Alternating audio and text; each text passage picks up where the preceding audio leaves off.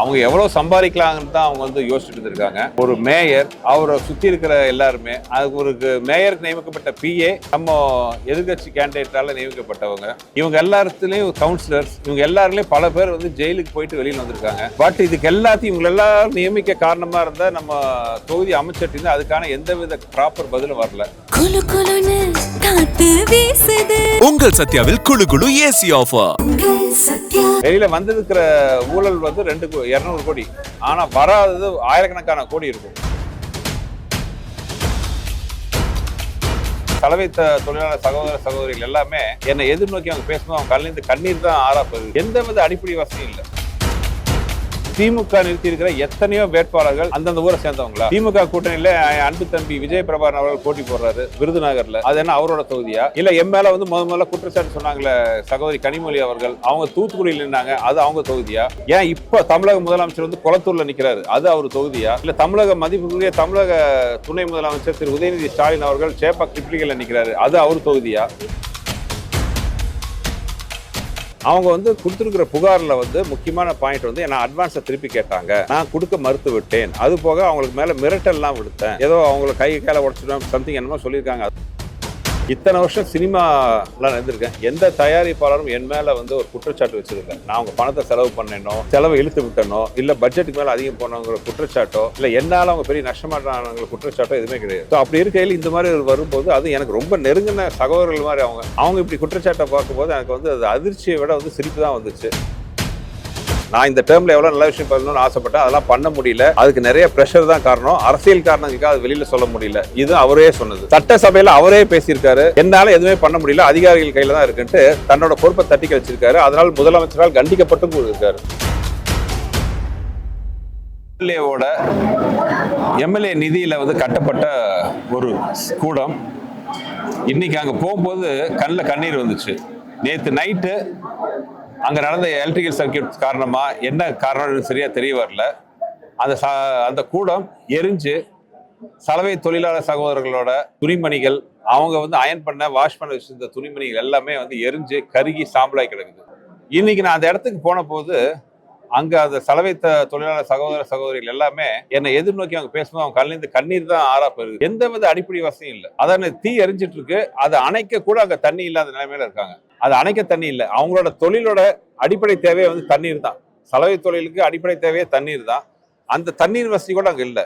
அந்த கொஞ்ச நெஞ்ச வர்ற தண்ணிக்கு அதை வெளியில் போறதுக்கு கூட அந்த கழிவு நீர் திட்டங்கிறது சுத்தமா கிடையாது. அவங்க வாழ்ற சூழ்நிலையை காமிச்சாங்க. அந்த அவங்களோட கழிப்பறையெல்லாம் வந்து பார்க்கும்போது அது மனிதர்கள் எப்படி வாழக்கூட முடியும் அப்படிங்கிற அளவுக்கு வந்து சிதிலடைஞ்சு உடஞ்சு அவ்வளோ கொடுமையா இருக்கு. அந்த சகோதரிகள்லாம் வந்து அந்த கண்ணீரோட காட்டும் போது எனக்கு மனசே தாங்கல. அது போக அதாவது கழிவுநீர் பிரச்சனைங்கிறது அவங்களோட கழிப்பறையில மட்டும் இல்லை, கொஞ்சம் மழை பெஞ்சாலும் கூட, மழை இல்லைனாலும் கூட அவங்க இருக்கிற ஏரியா ஃபுல்லா கழிவு நீர். ஏரியா மட்டும் இல்லை, கொஞ்சம் மழை பெஞ்சா வீட்டுக்குள்ளேயும் கழிவு நீர். அது மாதிரி எந்த வித அடிப்படை வசதிகளும் இல்லாம அவங்க பாவம் வாழ்ந்துட்டு இருக்காங்க. இன்னைக்கு காலையில இந்த தொகுதி எம்எல்ஏ அவர் தொகுதி நிதியில கட்டின அந்த கூடம் பார்த்தீங்கன்னா எரிஞ்சிருக்கு. இது வரைக்கும் ஆறுதல் சொல்ல கூட அவர் வரல. உடனடியாக கலெக்டர் தலையிட்டு அவங்களுக்கு இழப்பீடு தொகையெல்லாம் கொடுக்கணும். பிகாஸ் எலெக்ஷன் நடைமுறை இருக்கிறதுனால எங்களால் நேரடியாக எந்த உதவியும் பண்ண முடியல. கண்டிப்பாக இப்போ இமீடியட்டா கலெக்டர் தலையிட்டு அவங்களுக்கு ஒரு நிவாரண நிதி கொடுக்கணும். அது வந்து ரொம்ப முக்கியமான விஷயம். இது வந்து ஒரு பானை சோத்துக்கு ஒரு துளி பதங்கிற மாதிரி தான். நீங்க யார் எல்லாருமே போய் அந்த சலவையர் கூடத்தை பார்க்கலாம். தத்தநெறியில அது இருக்கிற நிலைமையை பாருங்க. அங்க சலவை தொழிலாளர் சகோதர சகோதரிகள் வாழ்ற சூழ்நிலையை பாருங்க, எவ்வளவு கஷ்டமா இருக்குதுன்ட்டு உங்களுக்கே தெரியும்.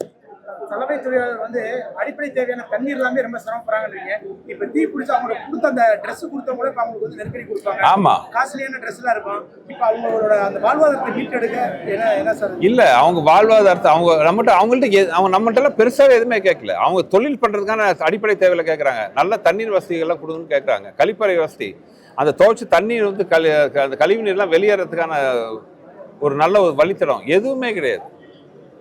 நான் தான் சொல்லிட்டு வந்தேன், நான் எல்லாருமே சொல்லிட்டு வந்தோம், இன்னொரு 1 மாசம் கண்டிப்பாக அவங்க வாழ்க்கையில நல்ல ஒரு விடியல் வருங்கிற நம்பிக்கை, எடப்பாடியார் அண்ணன் தலையில ஆட்சி வந்ததுக்கப்புறம் அவங்க வாழ்க்கையில் நல்ல விடியகாலம் வருங்கிற நம்பிக்கை எங்களுக்கு எல்லாத்துக்குமே இருக்கு. இந்த தொகுதியோட எம்எல்ஏ வந்து அமைச்சராக இருந்திருக்காரு. அவரோட ஆட்கள் தான் வந்து மதுரை மாநகராட்சியில் மேயராக இருந்து ஊழல் குற்றச்சாட்டில் கைதாகி ராஜினாமா போட்டு போயிருக்காங்க. ஏன் அவங்க வந்து அந்த அளவுக்கு அந்த பகுதியில் அடிப்படை வசதியை கட்டமைக்கலையா? அடிப்படை வசதி கட்டமைக்கலாங்கிற அளவுக்கு அவங்க வந்து யோசிக்கல. அவங்க எவ்வளவு சம்பாதிக்கலாங்கன்னு தான் அவங்க வந்து யோசிச்சுட்டு இருந்திருக்காங்க. ஒரு மேயர், அவரை சுத்தி இருக்கிற எல்லாருமே, அதுக்கு ஒரு மேயருக்கு நியமிக்கப்பட்ட பிஏ நம்ம எதிர்கட்சி கேண்டிடேட்டால நியமிக்கப்பட்டவங்க, இவங்க எல்லாத்துலயும் கவுன்சிலர்ஸ், இவங்க எல்லாருலயும் பல பேர் வந்து ஜெயிலுக்கு போயிட்டு வெளியில் வந்திருக்காங்க. பட் இதுக்கு எல்லாத்தையும் இவங்க எல்லாரும் நியமிக்க காரணமா இருந்தா நம்ம தொகுதி அமைச்சர் அதுக்கான எந்தவித ப்ராப்பர் பதிலும் வரல. ஆனா அவரு வந்து மக்கள்கிட்ட தன்னை பத்தி சொல்றது தான் வந்து ரொம்ப சுத்தம் அப்படின்னு சொல்லிட்டு இருக்காரு. இது எந்த வகையில் கரெக்ட்னு தெரியல. எத்தனை 1000 கோடி ரூபா வெளியில வந்திருக்கிற விஷயம் வந்து 200 கோடி, வெளியில வந்திருக்கிற ஊழல் வந்து 200 கோடி, ஆனா வராதது ஆயிரக்கணக்கான கோடி இருக்கும். அந்த குற்றவாளிகள் மேலாம் என்ன நடவடிக்கை எடுக்கிறாங்க? சும்மா பேருக்கு ஒரு கைது நடவடிக்கை, ஜாமீன்ல வெளியில வந்திருக்காங்க, அவங்களுக்கு என்ன தண்டனை கொடுக்க போறோம்? அவங்களுக்கு பின்னாடி வந்து ஏற்கிறவங்க யாரு? இது எல்லா உண்மையும் சீக்கிரம் வந்து வெளியில வரும். வெளியில வரும்போது இவங்களோட எல்லாத்தோட முகத்திரையும் கிளியும். பெருசா உங்க மேல ஒரு குற்றச்சாட்டு எதுவும் வைக்க முடியல, அதனால நீங்க வெளியூர்ல இருந்து வந்திருக்கீங்க இந்த மாதிரி சொல்றாங்க. நீங்க அப்ப இல்ல அந்த பல்வேறு தொகுதிகள் அந்த மாதிரி இருக்காங்க. வெளியூர்ல இருந்து வந்த குற்றச்சாட்டு அது பிசு போயிடுச்சு. நான் வெளியூர் குற்றச்சாட்டுக்கே பதில் சொன்னா, இந்த தேர்தலிலேயே திமுக நிறுத்தி இருக்கிற எத்தனையோ வேட்பாளர்கள் அந்தந்த ஊரை சேர்ந்தவங்களா? திமுக கூட்டணியில அன்பு தம்பி விஜய் பிரபாகரன் அவர்கள் போட்டி போடுறாரு விருதுநகர்ல, அது என்ன அவரோட தொகுதியா? இல்ல என் மேல வந்து முதல்ல குற்றச்சாட்டு சொன்னாங்களே சகோதரி கனிமொழி அவர்கள், அவங்க தூத்துக்குடியில் நின்னாங்க, அது அவங்க தொகுதியா? ஏன் இப்ப தமிழக முதலமைச்சர் வந்து கொளத்தூர்ல நிக்கிறாரு, அது அவர் தொகுதியா? இல்ல தமிழக மதிப்புக்குரிய தமிழக துணை முதலமைச்சர் திரு உதயநிதி ஸ்டாலின் அவர்கள் சேப்பாக் ட்ரிப்ளிகேல நிக்கிறாரு, அது அவர் தொகுதியா? அப்படியெல்லாம் கிடையாது. அவுட் சைடு ஒரு குற்றச்சாட்டு வைக்க பார்த்தாங்க, அது பிசு போடுச்சு. அப்புறம் பொய்யான ஒரு தகவல்லாம் பார்க்க ஆரம்பிச்சாங்க.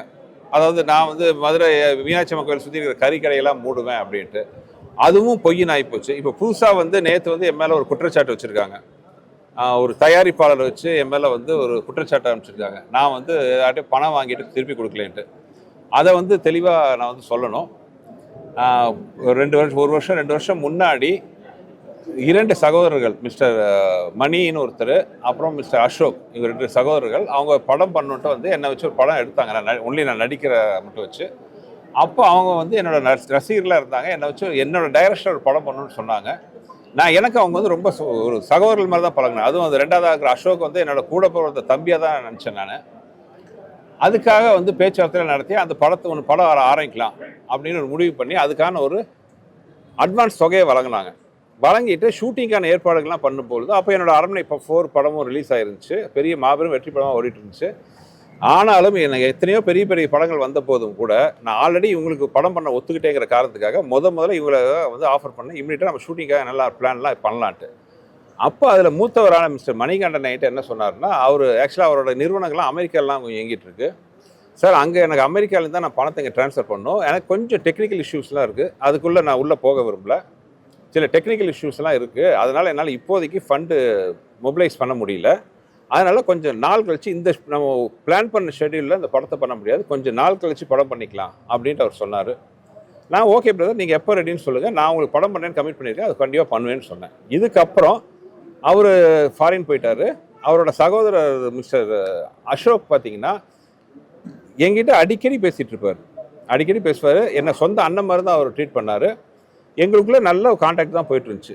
நடுவில் 2-3 மாதமாக எந்த கான்டாக்ட் இல்லை. அவர் மேபி அவங்க பிஸியாக இருப்பாங்க, நானும் என் வேலையில் பிஸியாக இருந்தேன்ட்டு. நேற்று இதை பார்க்கும்போது தான் எனக்கு சிரிப்பு வந்துச்சு. திருவிளையாடலில் டைலாக் ஆரம்பிப்பாங்களே, ஆஹா ஆரம்பிச்சிட்டிங்களா அவங்க திருவிளையாடலை அப்படிங்கிற மாதிரி.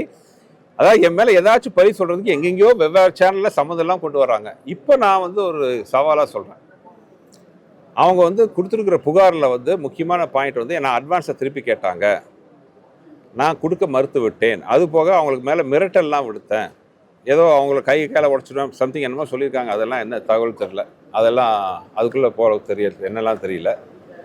என்கிட்ட அவங்க அட்வான்ஸை திருப்பி கேட்டதுக்கான ஒரே ஒரு ரெக்கார்டு, அது ஒரு வாட்ஸ்அப் காலாக இருக்கலாம், வாட்ஸ்அப் ரெக்கார்டாக இருக்கலாம், இல்லை ஒரு மெயிலாக இருக்கலாம், ஏதாவது ஒரு வகையில் அவங்க வந்து என்கிட்ட பணத்தை திருப்பி கேட்டாங்கிற ஒரு ரெக்கார்டு, இல்லை அதுக்கு நான் தரமாட்டேன்னு சொன்னதுக்கான ஒரு ரெக்கார்டு, அதெல்லாம் எதுவுமே கிடையாது.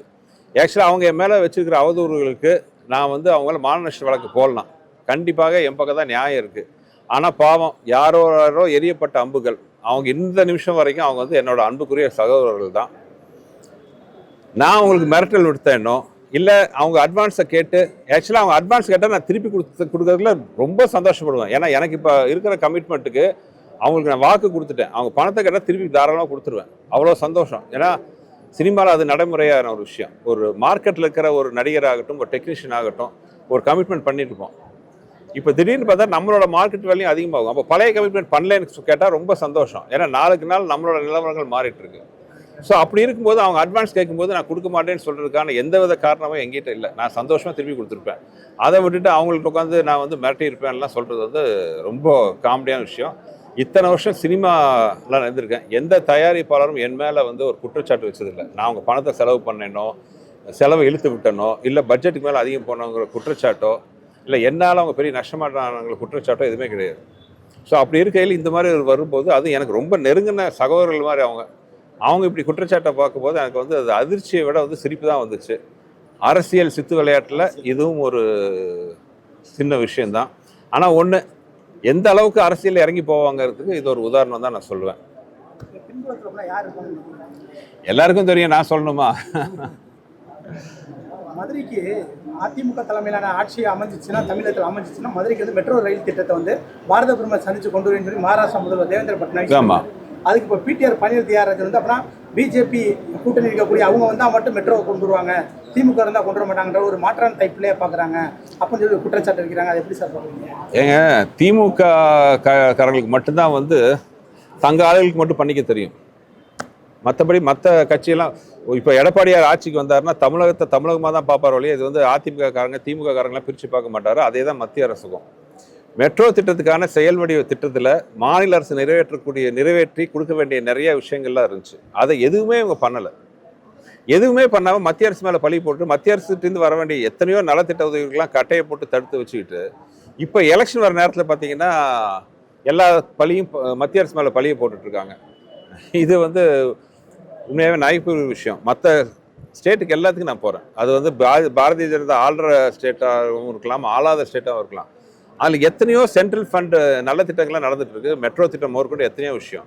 ஏன் தமிழ்நாட்டில் மட்டும் இது வரல? ஏன் சென்னையில் வந்து ஆரம்பிக்கலையா மெட்ரோ திட்டம்? அதிமுக ஆட்சியிலே மெட்ரோ திட்டம் ஆரம்பித்து கிட்டத்தட்ட 3/4 இடத்துல நிறைவேறி நல்லபடியாக தான் போயிட்டுருக்கு. ஆனால் இங்கே இன்னும் வந்து மெட்ரோ திட்டத்துக்கான ஆரம்பகட்ட பணிகளை தேவையான டாக்குமெண்ட்ஸே இவங்க முடிச்சு கொடுக்கல. அப்படி இருக்கும்போது மத்திய அரசு மேலே பழி போடுறது வந்து முழுக்க இவங்களோட கையாளத்தனத்தை தான் காட்டுது. பிடிஆர் நேற்று பிரஸ் மீட்ல இன்னொரு தகவல் என்ன சொல்றாருன்னா, 2003 இருந்து 2014 வரைக்கும் முன்னாள் முதல்வர் ஜெயலலிதா அவங்க ஆட்சி காலத்தில் சிறப்பாக அந்த நிதி நிலையை வச்சிருந்தாங்க. கடன்லாம் அதிக அளவுக்கு போல.